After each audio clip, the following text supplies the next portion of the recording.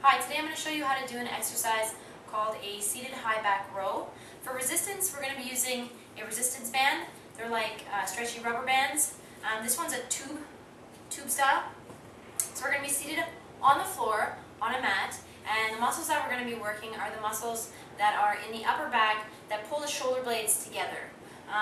So we're going to get into a position on the floor, and you're going to use either your feet or you can use something in front of you to anchor the rubber band so that you can pull against something. So here I'm going to be using my own feet to pull against. You can anchor it to something on the floor that's heavy enough that you're sure it's not going to come towards you. And if you find that with your feet together that the band is too short, there's no resistance here for this part of the motion, you can spread your feet apart so that it takes up a little bit more of the space. This way, now that I'm sitting upright with my shoulder blades back, pulled together, my arms are extended straight in front of me, and I'm going to be able to feel the resistance. Okay? If it's further away, when you bend forward to pick up the resistance band, you always want to make sure that rather than pulling like this from your back or with the arms, you want to keep your back straight, bend forward from the hips, grab the rubber band, and come up to the starting position. So this is essentially what your starting position is going to want to look like.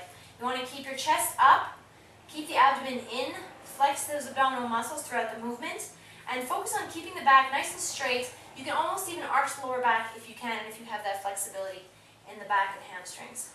So we're going to start like this, chin up, eyes facing forward, and your hands are going to be up in front of you. And as you exhale, you're going to pull your hands in towards your chest.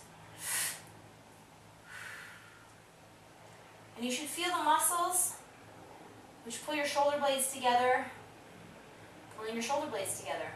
So we're going to do the movement nice and slow. You can count 3 seconds in, 3 seconds out, or 2 seconds in, 2 seconds out. Inhale as you go down, exhale as you come up.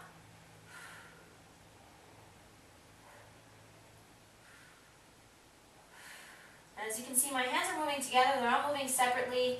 There's no shaking going on. And we're doing a really high row here where your hands are coming up to your chest height. Some rows you can do that bring your hands down to the stomach. In this case, we're going to do a very high back row. So you're going to pull your arms all the way up to your chest. You can either keep the elbows tucked in or tucked out.